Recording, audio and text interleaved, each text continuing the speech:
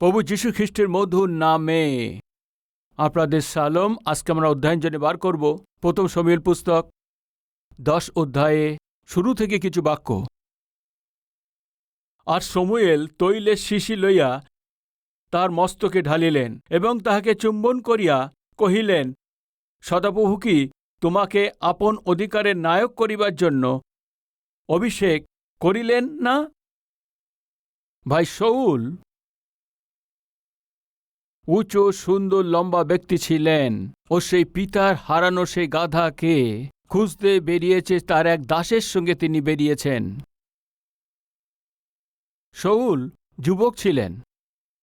ইসরায়েলের প্রজারা চেয়েছিল যেন সদাপ্রভু আমাদেরকে রাজা হবেন না, মানুষ রাজা হবে। মানুষ রাজা হলে প্রশ্ন করলেই চারপাশে দেশদেরকে রাজা আছে, এই জন্য আমাদেরও রাজা চাই। সৈন্যকে সদাপ্রভু ইসরায়েলদেরকে রাজা হলে ইসরায়েল প্রজারা ঈশ্বরকে রাজা রূপে না নিয়ে ওদের জন্য যেন মানুষ রাজা হয় এটা প্রকাশ করেছেন। শমূয়েলের সঙ্গে কথা বলতে লাগলেন, আমাদের একটি রাজা প্রয়োজন। ঈশ্বর তোমাদের রাজা আছে না? ঈশ্বর তোমাদের অধিকারী আছে না? ঈশ্বর আমাদের নেতা আছে না? ঈশ্বরকে আমরা নেতা হিসেবে চাই না, এক মানুষ আমাদের জন্য নেতা হবে। এইভাবে শমূয়েলের সঙ্গে কথা বলেছেন। শমূয়েল ঈশ্বরের কাছে এসে কেঁদেছেন, হে কি আছে প্রভু, আপনি নায়ক হিসাবে ইসরায়েল প্রজাদেরকে আপনি এইভাবে আহ্বান করাতে এই মূর্খ প্রজারা রাজা চাই বলে কেন চাইছেন? তখন ঈশ্বর বললেন, শমূয়েল কেন তুমি কাঁদছ? এরা তোমাকে অস্বীকার করেনি, এরা আমাকে অস্বীকার করেছেন। আমাকে এরা চাইছে না। ওরা যাকে রাজা চাইছে তাকেই তুমি রাজা করে দাও। যাও, তুমি গিয়ে শাউলকে রাজারূপে অভিষিক্ত করো। কত দুঃখের কথা, ঈশ্বরই ওদের নেতা হয়ে, ঈশ্বরই ওদের নায়ক হয়ে ওদেরকে বিজয় দিতেন। ওদের প্রয়োজন অনুসারে বহুমূল্য জীবন দিতে হবে, সমৃদ্ধি দিতে হবে ঈশ্বর আশা করাতে। ঈশ্বর ওদের সঙ্গে থাকলে ওরা ঈশ্বরকে ছেড়ে দিয়েছেন, ঈশ্বরকে নিজের হাতেই বাদ দিয়েছেন। রাজা চাই বলে তখন ঈশ্বর তাদের শাউলকে ওদের উপরে রাজা নিযুক্ত করেছেন। শাউলকে আছেন বিনা দর্শনে ঘুরে বেড়াচ্ছেন। এমন শাউলকে ঈশ্বর কি করেছেন জানেন কি? অধিকার দিয়েছেন। ঈশ্বর যখন শাউলকে অধিকার দিয়েছেন, কত দীনতার সহিত, আমি এমন ব্যক্তি, আমার কোনো দর্শন নেই, গন্তব্যস্থান নেই, আমি গাধাকে খুঁজে বেড়াচ্ছিলাম, এমন মহান ঈশ্বর আমার প্রতি অধিকার দিয়ে আমাকে অধিকারী করে দিয়েছেন। জীবনভর ঈশ্বরের ধন্যবাদিত হয়ে থাকতে হবে। এইভাবে তার ধন্যবাদিত হয়ে থাকার দরকার ছিল। দীনতার সহিত, নম্রতার সহিত থাকার দরকার ছিল। ওকে যে দিয়েছে সে অধিকারী হয়ে তার উপরে, কিন্তু কি করেছে জানেন কি? অহংকারকে দেখিয়েছেন। প্রিয় ভাই ও বোন, আজকে আপনার চাকরি হতে পারে, আজকে আপনার চাকরি অধিকার হতে পারে, পোস্ট হতে পারে, আপনি যে পদ পেয়েছেন উচ্চতম হতে পারে, বা যা কিছু পেয়েছেন আপনি ঈশ্বরই আপনাকে দিয়েছেন। ঈশ্বর দেওয়া ছাড়া, ঈশ্বরের অনুগ্রহ ছাড়া আপনার বলে কিছু নেই। আপনার সুন্দরতা হতে পারে, আপনার অধিকার হতে পারে, বা আজকে আপনার কাছে যা আছে, আপনার সে চাকরি হতে পারে, আপনার সম্পত্তি হতে পারে, আপনার ধন দৌলত হোক, আজকে আপনার কাছে যা কিছু থাক, আপনি কিছু নিয়ে আসেননি। আজকে যা কিছু আছে সেটা প্রভুই আপনাকে দিয়েছেন। এই সত্যকে ভুলবেন না। প্রভুতে আমি অনুরোধ করছি, ঈশ্বর যে অধিকার দিয়েছিল সে অধিকারের উপরে নির্ভর করে ঈশ্বরের নিকটে জীবনযাপন করার দরকার ছিল। শাউলকে অহংকার করে ঈশ্বরের আজ্ঞা মানা ছেড়ে দিয়েছেন, ঈশ্বরের বিরুদ্ধে কাজ করা শুরু করে দিয়েছেন। কিসের জন্য? আমার কাছে অধিকার আছে না, আমি যা কিছু করব চলে যাবে, আমাকে কেউ বিরোধিতা করার নেই, আমি এখন দেশের উপরে শাসন করছি না। অহংকার। একদিন ঈশ্বর শমূয়েলকে পাঠিয়ে দিয়ে শাউলকে বলছেন, কি বলছেন দেখবেন, আসুন 15 অধ্যায়ে 1 পদ। আর শমূয়েল শাউলকে কহিলেন, সদাপ্রভু আপন প্রজাদের উপরে, ইসরায়েলদের উপরে তোমাকে রাজপদে অভিষেক করিতে আমাকে প্রেরণ করিয়াছিলেন। অতএব এখন তুমি সদাপ্রভুর বাক্যের রবে কর্ণপাত করো। বাহিনীগণের সদাপ্রভু এই কথা কহেন, ইসরায়েলের প্রতি অমলেককে যাহা করিয়াছিল মিশর হইতে উহার আসিবার সময়, সে পথের মধ্যে উহার বিরুদ্ধে যেরূপ ঘাঁটি বসিয়াছিল আমি তা লক্ষ্য করিয়াছিলাম। এখন তুমি গিয়া অমলেককে আঘাত করো ও তাহার যাহা কিছু আছে নির্বিশেষে বিনষ্ট করো। তাহার প্রতি দয়া করিও না। স্ত্রী ও পুরুষ, বালক বালিকা ও স্তন্যপায়ী শিশু, গরু ও মেষ, উট ও গদ্দপ সকলকেই বধ করো। শমূয়েল এসে শাউলকে বললেন, শাউল তোমার কি মনে আছে তোমার রাজা রূপে অভিষেক করার জন্য ঈশ্বর পাঠিয়েছেন। তোমার মনে আছে কি? মনে করিয়ে দিতে হয়েছিল শাউলকে, কে তোমাকে অভিষেক করেছিল? আমি তোমাকে অভিষেক করেছিলাম। সদাপ্রভুর আজ্ঞা মেনেছিল শাউল, কিন্তু মানছে না, আজ্ঞা মানছিলেন না।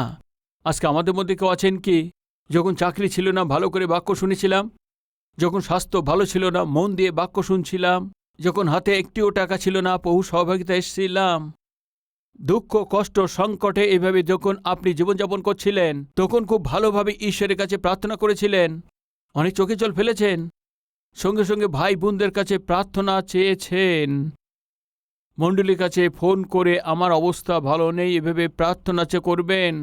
ঈশ্বর আপনার উপরে অনুগ্রহ দেখিয়ে আপনার চোখের জল মুছে দিয়ে আজকে আপনাকে ভালো যোগান এবং আপনাকে ভালো স্থায়িত্ব চাকরি দেওয়াতে, সেই দেওয়ার ঈশ্বরকে আপনি ভুলে যাচ্ছেন। ঈশ্বর শাউলকে অনেক আশীর্বাদ দিয়েছেন, এই দেশের উপরে অধিকারী দিয়েছেন। ওই অধিকারের উপরে নির্ভর করে ও কি করেছে জানেন কি? ঈশ্বরের আজ্ঞা মানা ছেড়ে দিয়েছেন, দূরে চলে গেছেন। পরিণাম কি হয়েছে দেখুন 15 অধ্যায় 26 পদেতে। প্রথম বাক্যে যখন শমূয়েলকে ঈশ্বর পাঠিয়েছেন, শমূয়েল কি বলেছিলেন জানেন কি? সদাপ্রভু আপন প্রজাদের উপরে, ইসরায়েলদের উপরে তোমাকে রাজপদে অভিষিক্ত করিতে আমাকে প্রেরণ করিয়াছিলেন। মনে আছে কি শাউল? কি তোমার মনে আছে কি? তোমাকে আশীর্বাদ করতে, তোমাকে অভিষেক করতে আমাকে পাঠিয়েছে। আমি ভবিষ্যৎবক্তা, যাজক আছে আমি। তোমার মনে আছে? দীনতা অবস্থায়, হীনতা অবস্থায়, দরিদ্রতায়, বিনা দর্শনে তুমি ঘুরে বেড়াচ্ছিলে, ঈশ্বর আমাকে পাঠিয়ে তোমাকে অভিষেক করেছে। তোমার মনে আছে? যে ঈশ্বর তোমাকে অভিষেক করেছিল আমাকে পাঠিয়েছেন। আমার কথা শোনো, কি বলছেন দেখুন। ইসরায়েলের উপরে তোমাকে রাজপথে অভিষেক করিতে আমাকে প্রেরণ করিয়াছিলেন, অতএব সদাপ্রভুর বাক্যে কর্ণপাত করো। ভাই, আজকে ঈশ্বর আপনার সঙ্গে এই কথাই বলছেন, তুমি আমার কথা শোনো। আমি তোমাকে অধিকার দিয়েছি, স্বাস্থ্যবান আমি দিয়েছি, সুন্দরতা চেহারা আমি দিয়েছি। আমার দেওয়া ছাড়া তুমি কিছুই পাওনি। আজ তোমার কাছে যা কিছু আছে আমি তোমাকে দিয়েছি। আমার কথা শোনো, আমার কথা শোনো। আমার কথা না শুনে তোমার নিজের ইচ্ছা মতো যদি চলতে থাকো তো আমি তোমাকে ছেড়ে দেব। যদি তুমি আমাকে না চাও, আমাকে ছেড়ে দাও, আমাকে ত্যাগ করো, তো আমিও তোমাকে ছেড়ে দেব। আর যদি ঈশ্বর আমাদের ছেড়ে দেয় তাহলে কি হবে দেখবেন। আসুন 26 পদে, প্রথম শমূয়েল পুস্তক তার 15 অধ্যায় 26 পদে। শমূয়েল শাউলকে কহিলেন, আমি তোমার সঙ্গে ফিরিয়া যাইব না, কেননা তুমি সদাপ্রভুর বাক্য অগ্রাহ্য করিয়াছ, আর সদাপ্রভু তোমাকে অগ্রাহ্য করিয়া ইসরায়েলের রাজ্যত করিয়াছেন। কি হয়েছে? তোমাকে তুচ্ছ করেছেন। শাউল অহংকারে, গর্বে তোমাকে রাজা তৈরি করেছে, সেই ঈশ্বরকেই তুমি তুচ্ছ করেছ। ঈশ্বরের আজ্ঞা মানা তুমি ছেড়ে দিয়েছ। এই জন্য শোনো, ঈশ্বরও তোমাকে ছেড়ে দিয়েছেন। ওখানে ঈশ্বর সিমসনকে ছেড়ে দিয়েছিলেন, এই কারণ ছিল কি? যৌনতা, কামনায়, লোভে পরিপূর্ণ হয়ে সিমসন শেষে ঈশ্বরের ইচ্ছার বিরুদ্ধে গিয়ে পলিষ্টদের মধ্যে গিয়ে ওদের উপরে জয় করে ঈশ্বরের প্রজাদেরকে সে গোলাম থেকে মুক্ত করার দরকার ছিল, কিন্তু সিমসন কামনায় পূর্ণ হয়ে শেষে তার চোখকে হারিয়ে ফেলেছেন।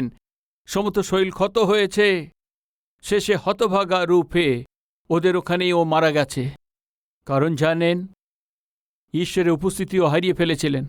শাউল হতভাগা রূপে ঘুরছিল, ঈশ্বর তাকে দর্শন দিয়ে অনুগ্রহ করে ওকে রাজা তৈরি করে দিয়ে দেশের অধিকার করলেন, কিন্তু অহংকার করলেন। ওখানে কাম লালসা, আর এখানে অহংকার। আজ আমাদের মধ্যে কেউ অহংকারে, ঈশ্বর যেটা দিয়েছে সেটার জন্যেই আপনি অহংকার করছেন, তাহলে সাবধান, ওই অহংকারই আপনাকে অনাথ করে দেবে। সবাই আপনার থেকে দূরে যাবে, আশীর্বাদকে দূরে দেবে, অধিকারকে দূরে সরিয়ে দেবে, আপনাকে একা করে দেবে। শুনুন, শমূয়েলকে বলছে, শাউল তুমি আমার সঙ্গে আসো, আমি তোমার সঙ্গে যাব না। ঈশ্বরের সেবক শমূয়েল বলছেন, আমি তোমাকে ত্যাগ করছি। ঈশ্বর ছেড়ে দিয়েছেন, প্রভু দাসও ছেড়ে দিয়েছেন, দাউদও ছেড়ে দিয়েছেন। মন দিয়ে শুনুন, রাজা তৈরি করেছেন, সে ঈশ্বর ত্যাগ করেছেন। রাজা রূপে যিনি অভিষেক করেছিলেন সে প্রভু দাসও ছেড়ে দিয়েছেন। ঈশ্বরের পক্ষে গিয়ে সে গলিয়াতকে মেরে ফেলেছেন, সেই দাউদও শাউলকে ছেড়ে দিয়েছেন। একা হয়ে গেছে, অহংকার। ঈশ্বর থেকে দূরে চলে গেছেন, অহংকার। ঈশ্বরের দাস থেকে দূরে সরে গেছেন, অহংকার। আর দাউদকে দূরে সরিয়ে দিয়েছেন, শেষে শাউলকে একা করে দিয়েছেন। তারপরে কি হয়েছে শেষ অধ্যায়ে? সঙ্গে ঈশ্বর ছিলেন না, প্রার্থনা করা প্রভু দাসও ছিলেন না, সাহায্যকারী রূপে দাউদও ছিল না। যখন ফিলিস্তিনিরা হঠাৎই আক্রমণ করেছেন, কিছুই করতে পারেনি। কি হয়েছে দেখবেন, আসুন 31 অধ্যায়।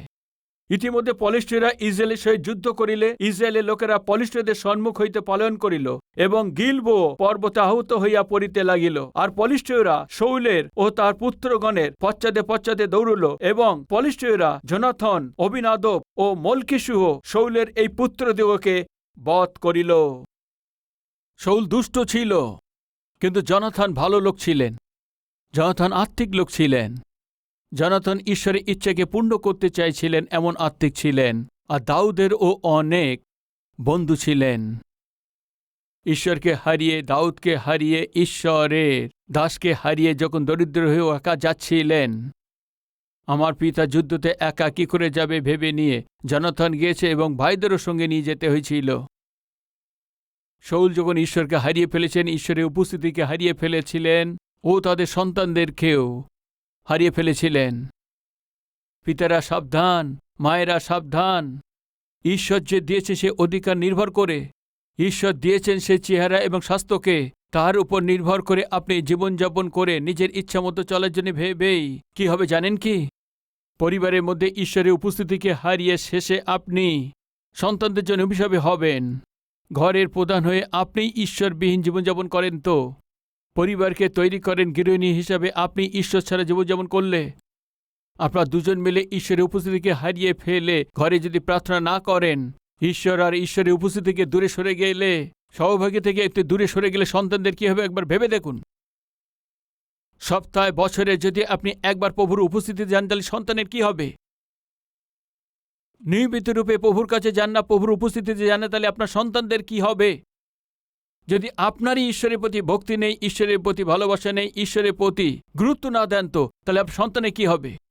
বাইবেল বলে পিতাকে যা করতে দেখে পুত্র তা ওইটাই করতে থাকে। আপনি ঈশ্বরের প্রেমকারী হন তো, ঈশ্বরের প্রতি ভয় ভক্তি জীবনযাপন করা ব্যক্তি হন তো, ঈশ্বরের প্রেম করার ব্যক্তি থাকেন তো, নিয়মিত রূপে যদি আপনি ঈশ্বরের কাছে যান তো ওইটা দেখে আপনার সন্তানতা শিখবে। ঈশ্বরের বিষয়ে আপনিই গুরুত্ব দেন না, আপনি ঈশ্বরের বিষয়েই গুরুত্ব না দিয়ে বড়দিন আর গুড ফ্রাইডে দিন নেই চার্চে যান আর নতুন বছরে চার্চে যান, তাহলে আপনার সন্তান কি করবে? ওই করবে। শুনুন প্রিয় পিতা আর মায়েরা, আপনারা ঈশ্বরের কাছে আপনার জীবনযাপন করতে হবে। কেন জানেন? ঈশ্বরের নিকটে জীবনযাপন করবেন, তবেই আপনার সন্তানরাও ঈশ্বরের নিকটে জীবনযাপন করতে পারবে। আপনি ঈশ্বর থেকে দূরে আছেন, ঈশ্বরের থেকে অহংকারে আছেন, আপনি কাম অভিলাষে চলছেন তো আপনার সন্তান কি করবে? একবার ভেবে দেখুন। ওই দিন শাউল ঈশ্বরকে হারিয়ে, ঈশ্বরের সঙ্গ হারিয়ে, ঈশ্বরের দাসের প্রার্থনা ছাড়া, দাউদের সাহায্য ছাড়া ও যুদ্ধ করতে গিয়েছিল। ভাই, পুত্রের পিতাকে রক্ষা করার জন্য নিজের জীবনকে হারিয়ে ফেলেছেন ভাইরা। শেষে শাউল ফলিস্তিনিদের হাতে ধরা পড়লে এই লোকরা বহু যাতনা তাড়না দেবেন, নরক দেখাবে এই ভেবে নিজে তরোয়াল নিয়ে তার উপর পড়ে মারা গেছেন। মন দিয়ে দেখুন, ঈশ্বরের উপস্থিতি হারিয়ে যে সুন্দরতা ছিল, অনেক বলবান ছিল, ওই সিমসন কি করলেন? ও নিজেই নিজেকে মেরে ফেললেন। ঈশ্বরের অধিকারকে হারিয়ে ও যে অধিকার পেয়েছিলেন, ওই অধিকার পাওয়ার পর ঈশ্বরকে হারিয়ে ফেলেছেন যে শাউল, নিজে নিজেকে মেরে ফেললেন। ঈশ্বরের দেওয়া অধিকারকে পেয়ে তার উপর নির্ভর করে যদি দূরে যান, তবে শুনুন, নিজের হাতে আপনার নিজের জীবনকে হারাবেন। রুতের পুস্তক 1 অধ্যায়। আর বিচার কর্তৃগণের কর্তৃত্বকালে দেশে একবার দুর্ভিক্ষ হয়, আর বেথলেহেম যেহুদার একটি পুরুষ তার স্ত্রী ও 2 পুত্র মোয়াব দেশে প্রবাস করিতে যায়। সেই পুরুষটির নাম ইলিমেলক, তার স্ত্রীর নাম নয়মি, এবং তারা 2 পুত্রের নাম মহলল ও কিলিয়াল, ইহারা বৈতলেহেম জিহুদানি বাসী ইত্রাফীয়, ইহারা মোয়াব দেশে গিয়া সেখানে থাকিয়া গেল। পরে নয়মির স্বামীর ইলিমেলক মরিল, তাহাতে সেও তার 2 পুত্র অবশিষ্ট থাকিল। পরে সেই 2 জনে 2 মোয়াবিয়া কন্যাকে বিবাহ করিল, একজনের নাম অর্পা, আরেকজনের নাম রুত। আর তারা অনুমান 10 বৎসরকাল সেই স্থানে বাস করিল। পরে মহলল ও কিলিয়াল এই 2 জনে মরিয়া গেল, তাহাতে নয়মি পতিহীনা উভয় পুত্রহীনা হইয়া অবশিষ্ট রইল। বন্ধুরা, বেথলেহেমে দুর্ভিক্ষ হয়েছে। বেথলেহেম মানে আছে আহারের ঘর, যেখানে খাদ্যদ্রব্য সমৃদ্ধিভাবে থাকে। এমন নগর, ঈশ্বরের মনোনীত নগর আছে। কিছু প্রভু দাসরা বলেছেন সারা বিশ্ব যে যত কেন্দ্র আছে, সম্পূর্ণ পৃথিবীর মাঝখানে যে স্থান, পৃথিবীতে সেন্টার স্পট, সে আছে বলতে গেলে বেথলেহেম। ওই কেন্দ্রেতে এই জগতের পরিত্রাতা তিনি জন্মগ্রহণ করেছিলেন। যীশু খ্রিস্ট জন্মগ্রহণ করবেন, ঈশ্বর যে মনোনীত করেছিলেন সেই অদ্ভুত স্থান এই বেথলেহেম। আর এই বেথলেহেমেতে দুর্ভিক্ষ হয়েছে। কেন দুর্ভিক্ষ এসছে? কেন কষ্ট এসছে? কেন লোকরা ক্ষুধায় মারা যাচ্ছে? কেন পেট ভরে খেতে পাচ্ছে না? এই হতভাগা পরিস্থিতিতে পৌঁছেছে কারণ কি আছে? আজকে আমাদের মধ্যে কেউ আছেন কি বেদন আমরা ক্ষুধার্ত, আহারের জন্য খাবার দ্রব্য নেই, সন্তানদেরকেও খাবার দিতে পাচ্ছি না, স্ত্রী সন্তানদেরকে লালন পালন করতে পাচ্ছি না। দুর্ভিক্ষের মধ্যে, অভাবের মধ্যে আমি চলেছি, চোখে জলের মধ্যে দিয়ে যাচ্ছি। আপনি বলতে পারেন আমি বুঝতে পাচ্ছি না, কারণ স্পষ্ট রূপে আমি বলবো তা শুনুন। দুর্ভিক্ষ পড়েছে। কেন দুর্ভিক্ষ পড়েছে? 1 পেজ উল্টালেই জানতে পারবেন। তারপরে তার আগে যে বিচারকর্তৃগণ পুস্তক আছে শেষ অধ্যায়ে কেন দুর্ভিক্ষ পড়েছেন। তৎকালে ইসরায়েলদের মধ্যে রাজা ছিল না, যাহার দৃষ্টিতে যাহা ভালো বোধ হইত সে তাই করিত। বিচারকর্তৃগণ লোক যখন শাসন করছিলেন, তারা প্রত্যেককেই নিজের ইচ্ছামতো জীবনযাপন করছিলেন, ঈশ্বরবিহীন জীবনযাপন করছিলেন। আজকে আমাদের মধ্যে কেউ আছেন কি নিজের ইচ্ছায় চলার লোক? আমার ইচ্ছা, আমার শরীর, আমার জীবন, আমার চাকরি, আমার ব্যবসা, আমার সুন্দরতা, আমার ইচ্ছা। কেউ আছেন আমাদের মধ্যে? প্রিয় ভাই বোন, ঈশ্বর আমাদেরকে এই জন্য সৃষ্টি করেন নাকি আমরা নিজের ইচ্ছায় চলি? আমাদের সৃষ্টি ঈশ্বর এই জন্য করেছেন কি আমরা ঈশ্বরের ইচ্ছা অনুযায়ী জীবনযাপন করি। এক রিমোট কার আপনি কিনেছেন, আপনার পুত্রকে দিয়েছেন, পুত্রের রিমোট কার আছে হাতে, রিমোটকে নিয়ে নাও। আর তুমি গাড়িকে আগে যেতে বললে আগে যাবে, ডাইনে বললে সে ডাইনে যাবে, বায়ে বললে সে বায়ে যাবে, ব্রেক করলে সে দাঁড়াবে। দেখতে চাও যদি সে বলে পিতা রিমোট নিয়ে গাড়িকে ব্যবহার করেছেন, পুত্র অনেক খুশি হয়েছেন। দ্রুত পুত্র সেই রিমোট কন্ট্রোল নিয়েছে, এক্সেলেটার দিয়ে এগিয়ে যাচ্ছে, রাইট টার্ন দিয়ে রাইটে যাচ্ছে, লেফট করলে লেফটে যাচ্ছে, ব্রেক করলে থেমে যাচ্ছে। সে কত খুশি হয়েছে, কত আনন্দিত। প্রিয় ভাই ও বোন, আপনার সৃষ্টিকর্তা ঈশ্বর আপনার সৃষ্টি করেছে, তার মধ্যে চললেন তো ঈশ্বরের কন্ট্রোলেতে যদি চলেন কত আনন্দিত হবেন, কত খুশি আছে। এখন মন দিয়ে শুনুন। ওই ছেলেটি গাড়ি নিয়ে খেলতে খেলতে অনেক খুশি ছিল, কিন্তু কি হয়েছে জানা নেই।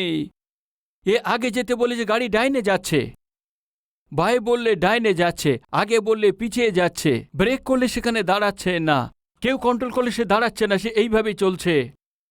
ওই ছেলেটি কি করবে তা বলো? এই প্রশ্ন কোনো ছোট সন্তানকে জিজ্ঞেস করে দেখুন। তোমার হাতে রিমোট আছে, সে কার কন্ট্রোল করতে পারছো না, ডাইনে বললে সে বায়ে যাচ্ছে, পিছনে বললে সে সামনে যাচ্ছে। তাকে যদি জিজ্ঞেস করে এখন কি করবে, তখন ও বলবে জমিতে আছাড় মারব। কি করবে? গাড়িকে তুলে নিয়ে জমিতে আছাড় মারবে। প্রিয় ভাই ও বোন, ঈশ্বর আপনাকে সৃষ্টি করেছেন, ঈশ্বরের ইচ্ছা অনুসারে, ঈশ্বরের নির্দেশ অনুসারে যাবেন ভেবে নিয়ে, তার রাস্তায় চলবেন ঠিক করে, তার আজ্ঞা মানবেন ভেবে নিয়ে। ঈশ্বর আপনারা আমাকে সৃষ্টি করেছেন, তো ঈশ্বরের ইচ্ছা না মেনে যদি আপনি নিজের ইচ্ছায় চলেন, তাহলে ঈশ্বর আপনাকে তুলে মাটিতে আছাড় মারে তো আপনি মারা যাবেন। ওই দিন আমাদের জীবনে যদি না আসতে চায়, আপনাদের সাবধানে চলতে হবে। মন দিয়ে শুনুন। ইসরায়েলের প্রজা নিজের ইচ্ছামতো জীবনযাপন শুরু করেছেন, তখন সেখানে কি পড়েছে জানেন কি? বলুন। দুর্ভিক্ষ হয়েছে। আজ আপনার জীবনে দুর্ভিক্ষ আছে কি? আপনার জীবনে অভাব পড়েছে কি? আজকে আপনাদের কি ক্ষুধায় থাকতে হচ্ছে কি? আজকে পেট ভরে খেতেও পাচ্ছেন না, এই পরিস্থিতির মধ্যে আছেন কি? এর কারণ আমি বলবো, আপনি নিজের ইচ্ছে চলেছেন। এই জন্যে নিজের হাতে কষ্টকে ডেকে এনেছেন। যদি আপনি ক্ষুধাতে কষ্টের মধ্যে চলেছেন তো কারণ কি আছে সেটা জেনে নিয়ে ঈশ্বরের কাছে এসে আপনি ক্ষমা চাইলে ঈশ্বর আপনাকে আহার দেবেন। এরকম না করে ঈশ্বরবিহীন জীবনযাপন করলে কিভাবে ভালো দেখবেন? দুর্ভিক্ষ পড়েছে মনে করে, অভাবে পড়েছ মনে করে, আর কষ্টের মধ্যে পড়েছ মনে করে দুবাই গেলে কি কষ্ট দূর হয়ে যাবে? ইংল্যান্ডে গেলে কষ্ট দূর হয়ে যাবে? আমেরিকাতে গেলে, অস্ট্রেলিয়াতে গেলে কষ্ট দূর হয়ে যাবে? দরিদ্রতা আপনার মধ্যে রেখে, দুর্বলতার মধ্যে রেখে, পাপ আপনার মধ্যে রেখে আপনি যেখানেই যান আপনি ঠিক হতে পারবেন না। স্বামী এসে বলছে, তার নহিমীকে বলছেন, এখানে থাকলে মারা যাবে, এ স্থান আমাদের জন্য ঠিক নয়। আর মোয়াব দেশে চলে যাব। মোয়াব দেশ অভিশপ্ত দেশ আছে। মোয়াব দেশ ঈশ্বরের বিদ্বেষী দেশ আছে। ওখানকার লোকরা ঈশ্বরকে গুরুত্ব দেন না। এমন দেশে চলে যাব বলছেন। গিয়ে কি করবে জানেন কি? বসবাস করবে। তোমার সন্তান সবাইকে দেখাশুনো করব, চলে আসো। স্ত্রী সন্তানকে দেখাশুনো করবে এ ভেবে বলে যখন সঙ্গে করে নিয়ে গেছে, হঠাৎই মারা গেছে। ভাই, যে স্থানে যে জায়গায় ঈশ্বর নেই সেখানে আপনি গিয়ে, যেখানে ঈশ্বর আপনার সঙ্গে যাবেন সেখানে আপনি গিয়ে ঈশ্বরের উপস্থিতি সহভাগিতাকে ছেড়ে দিয়ে আপনি অন্য অন্য জায়গায় গিয়ে আমি আমার স্ত্রী সন্তানকে দেখাশুনো করব, ব্যাংক ব্যালেন্স বাড়াবো, আর কিছু ধন জমা করব, এইটা ভাবনা আপনার মূর্খতা আছে। বাইবেলে আমরা দেখলাম ইলিমেলক এবং নহমী তারা দুজনে মিলে সন্তানদের নিয়ে কোথায় গেছে? মোয়াব দেশে গেছে, যেখানে ঈশ্বর নেই, যেখানে ঈশ্বর যাবে না, এমন দেশে গেছে। যাওয়ার সময় ঈশ্বরের কাছে অনুমতি নিয়েছে কি? না, নেয়নি। নিজের ইচ্ছা মতো চলার চেষ্টা করেছেন। যখন মানুষ নিজের ইচ্ছায় চলতে থাকে তখন সে দুঃখকে ডেকে আনে, দুর্ভিক্ষকে ডেকে আনে, অভাবে পড়ায় সে পরিস্থিতির মধ্যে চলে যায়। শেষে কি হয়েছে? যিনি দেখাশুনো করবেন বলেছিলেন সেই মারা গেছে। ভাই, ঈশ্বর না থাকলে পরিস্থিতি নষ্ট হয়ে যায়। ওই পিতার উপর ভরসা করে যা গেছে সে সন্তানরাও মারা গেছে। ওই ঘরের মধ্যে যে নয়মী ছিল, অর্পা আর রুত, তিনজন মহিলা, এরা স্বামীকে হারিয়ে বিধবা হয়ে গেছে। ফলবিহীন জীবন। কি বুঝতে পারছেন আপনারা? ঈশ্বর আর ঈশ্বরের উপস্থিতি যখন আমরা হারিয়ে ফেলি আর ঈশ্বরকে সহভাগিতা হারিয়ে ফেললে আমাদের জীবনে কি বেঁচে থাকে জানেন কি? মন্দ অবস্থা, জীবনের শেষ।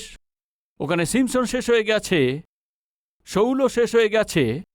দেখাশুনো করব বলে যে স্ত্রী সন্তানদেরকে নিয়ে গেছে, এখানে ইলিমেলকও নষ্ট হয়ে গেছে। আজকে ঈশ্বর ছাড়া আপনি যা কিছু করুন, ঈশ্বরবিহীন হয়ে আপনি যেখানেই যান, শুনুন, নষ্ট হয়ে যাবেন। ওই দিন যদি আপনার জীবনে না আসে তো আপনি যখন ঘর থেকে বাইরে যাবেন ঈশ্বরের কাছে আগে জিজ্ঞেস করুন, ঈশ্বরের কাছে প্রার্থনা করুন, ঈশ্বরের সাহায্য আর তার সাহায্য নিয়ে উপস্থিতির সহিত এগিয়ে চলার চেষ্টা করুন।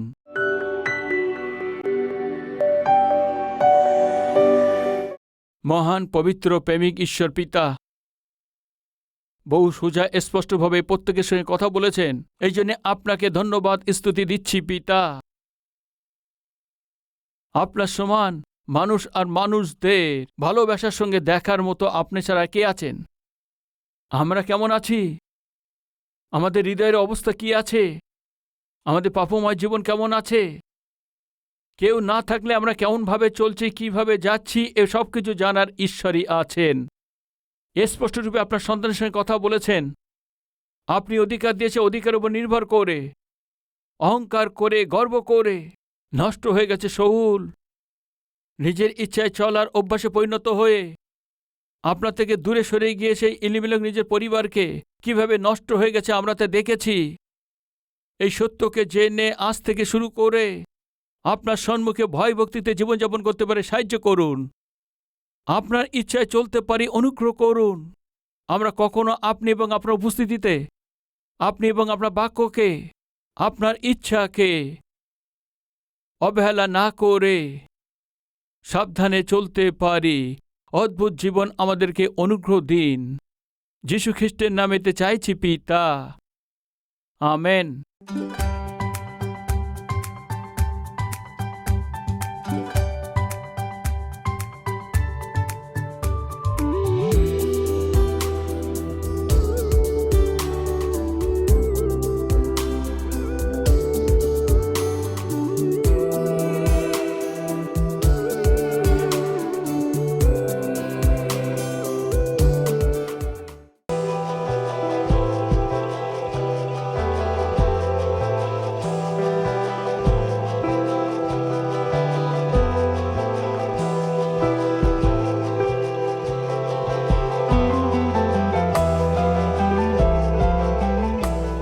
প্রভুতে অতি প্রিয় ভাই ও বোন, আপনার সবাইকে সালোম। ভালো আছেন?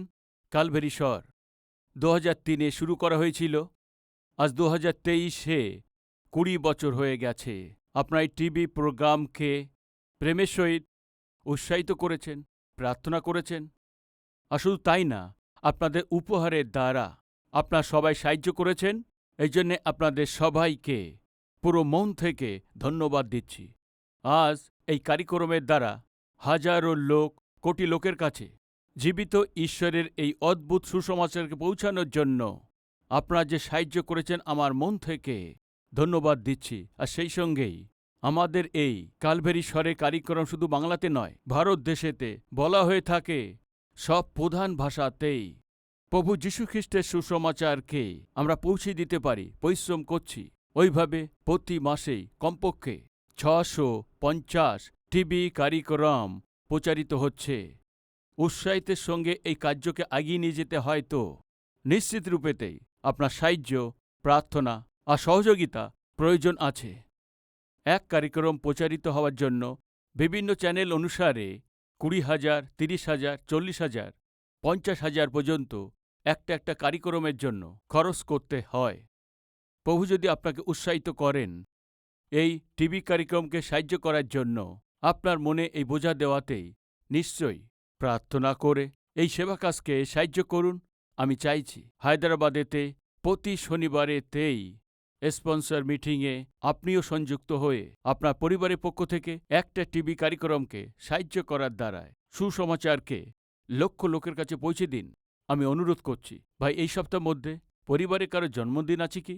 বা ঈশ্বর আপনাদের জীবনে কোনো শুভ কাজ করেছেন কি? আপনার প্রার্থনা উত্তর দিয়েছে কি? দিয়েছে তো তাহলে ধন্যবাদিত হয়ে কালভারি স্বর্গে সাহায্য করতে চান? বা ঈশ্বর সন্তানকে আশীর্বাদ দিয়েছেন তার নামকরণ করার জন্য, অক্ষর অভ্যাসের জন্য, অন্নপ্রাশনের জন্য, এইসব শুভ কাজের জন্য আমার হাতের দ্বারা আপনার সন্তানের জীবনে এটা করানো আশা করছেন তো? শনিবারে কালভারি স্বর টিভি কার্যক্রমকে সাহায্য করে আপনার জীবনের শুভ কাজকে আমার সাথে সেলিব্রেট করার জন্য আপনাদের সবাইকে প্রেমের সহিত আহ্বান করছি। মানে আমার পরিশ্রমের সহিত আপনিও সহভাগী হয়ে সুসমাচারকে ছড়িয়ে দিন। আপনার খুশিতে আমিও সহভাগী হয়ে আপনার খুশিকে পূর্ণ করতে হবে। মন থেকে চাইছি এই অদ্ভুত ঈশ্বরের সুসমাচারকে জগতে পৌঁছে দেওয়ার প্রক্রিয়াতে আপনার প্রার্থনা, আপনার উৎসাহকে চাইছি।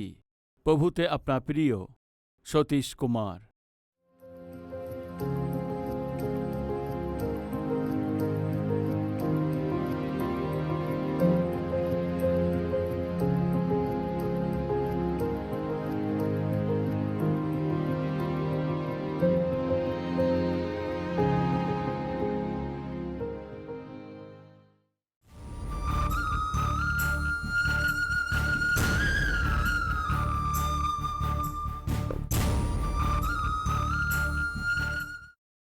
আমাদের ঠিকানা Calvary, post box number 30, Kukatpally, Hyderabad 72, Telangana.